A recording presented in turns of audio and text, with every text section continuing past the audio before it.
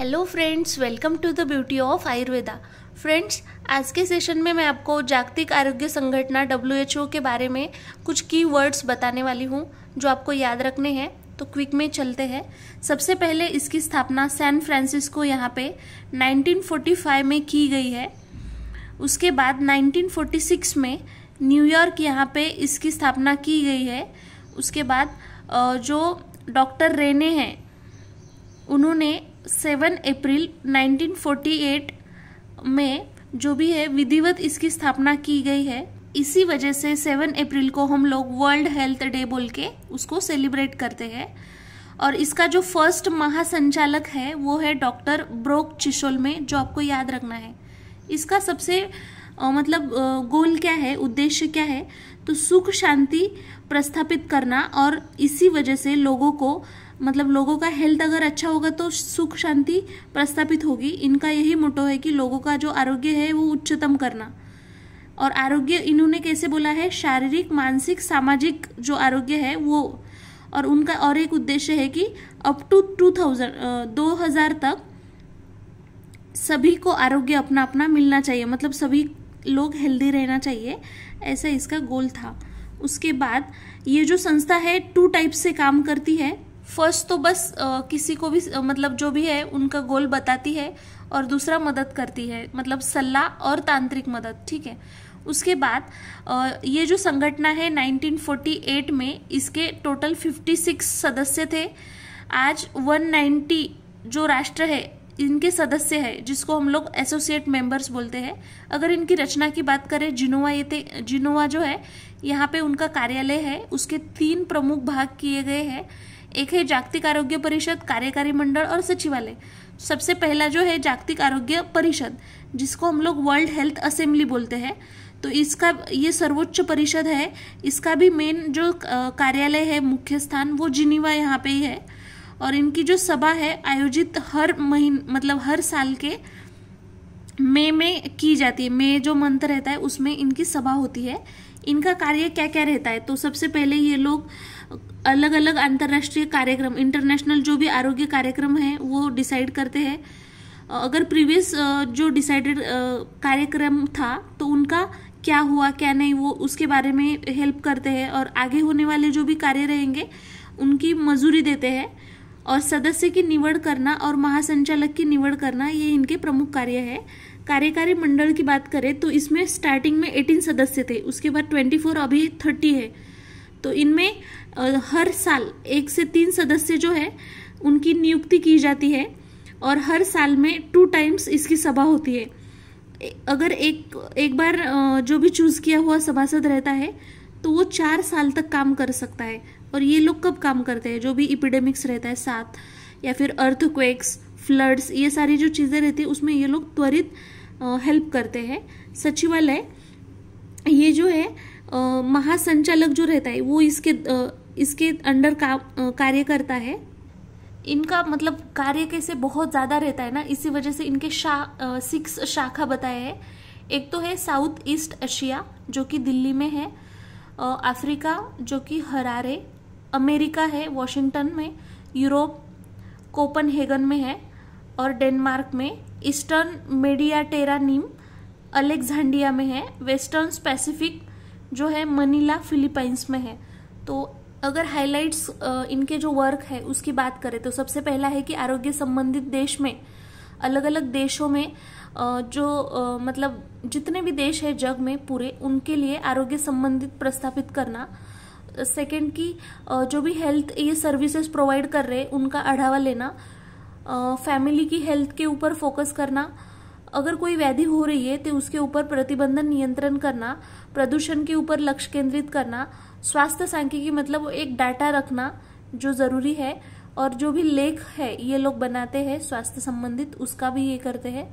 और जो संशोधन है उसका भी जो भी कार्य है प्रेरणा देते हैं उन लोगों को जो इसके अंडर कार्य करते हैं। एवरी ईयर जब 7 अप्रैल को एक जागतिक आरोग्य दिन माना जाता है तो उस टाइम एक टैग लाइक एक सेंटेंस जिसको हम लोग घोष वाक्य है वो बोलते हैं।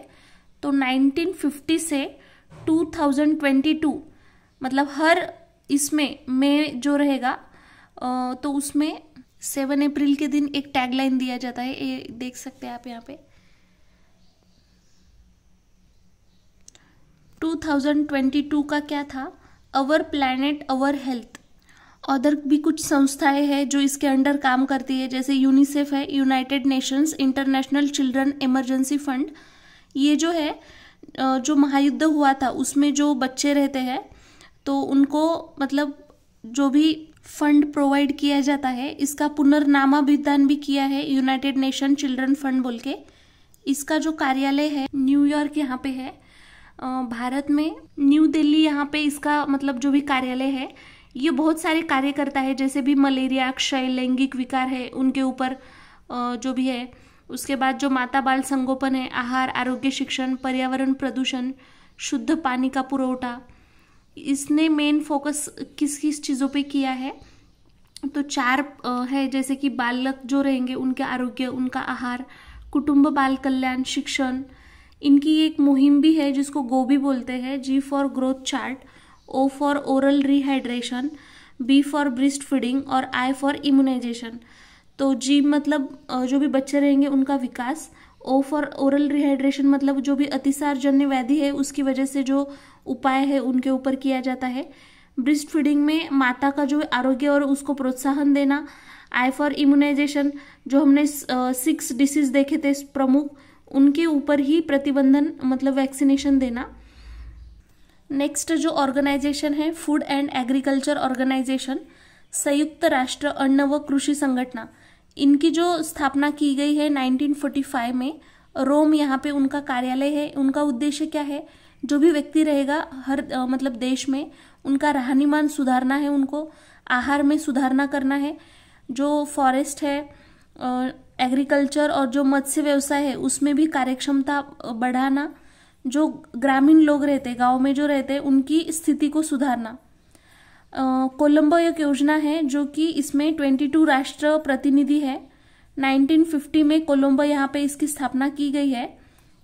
इसका जो कार्य है तो एम्स को स्थापन करना, उसके साथ ही कराची में, नई दिल्ली में एम्स को स्थापन करना। उसके बाद कराची में जो भी पानी पुरवठा और मल निर्हरण है, उसके बाद सिलोन और भारत में जो भी चेस्ट विकार है उनकी संस्था प्रस्थापित करना। मुंबई में कैंसर नियंत्रण के लिए कोबाल्ट यूनिट की स्थापना करना।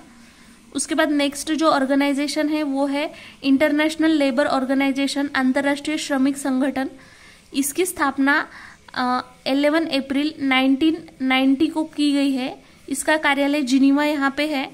हर साल में बस एक बार इसकी सभा होती है। इसका कार्य क्या रहता है? औद्योगिक शांति प्रस्थापित करना, जो श्रमिक रहते, लेबर्स रहते, उनकी कार्यक्षमता को बढ़ाना, आर्थिक मदद करना, जो भी व्याधि है उसके ऊपर प्रतिबंधन करना। इन्होंने एक जागतिक मजदूर संहिता बोल के एक संगठना बनाई है और मजदूर विषय जो भी मतलब लेबर्स के रिलेटेड जो भी अहवाल रहेंगे नियत कालिके, उस सभी ये प्रस्तावित करते हैं। जो भी मतलब लेबर के रिलेटेड ही है सारा, उनका वेतन कितना होना चाहिए, स्त्री कामगार का मापदंड, सारा चीजें ये लोग देखते हैं। सार्वत्रिक अमेरिकन सहाय्य सहकार्य जो नेक्स्ट है, केयर जिसको बोलते हैं, cooperative for assistant and relief everywhere. तो इसकी स्थापना 1945 में की गई है। भारत में इन्होंने अपना कार्य 1950 में स्टार्ट किया है। 1980 तक इनका प्रमुख उद्देश्य यही है कि जो भी बच्चे 6 साल से 11 साल के बीच में रहेंगे उनको पौष्टिक आहार का देना है और उनको आर्थिक मदद भी करनी है। इसके अलावा जो भी आयुर्विज्ञान शिक्षा है, औद्योगिक शिक्षा, कृषि, इनका विकास, ये भी इनका कार्य है। और जो भी क्ष किरण, एक्सरे रहता है वो उपकरण, और जो भी जिसको भी जरूरत हो उनको स्पेक्स जो रहेगा जिसको जरूरत है उनको देना। नेक्स्ट जो संस्था है वो है रॉकफेलर फाउंडेशन। इनकी स्थापना एक अमेरिका में जो एक तेल व्यापारी था JD रॉकफेलर, उन्होंने 1913 में स्थापन की है। 1920 में मतलब ये जो है लोगों के आरोग्य के लिए कार्य करने वाली एक संस्था है।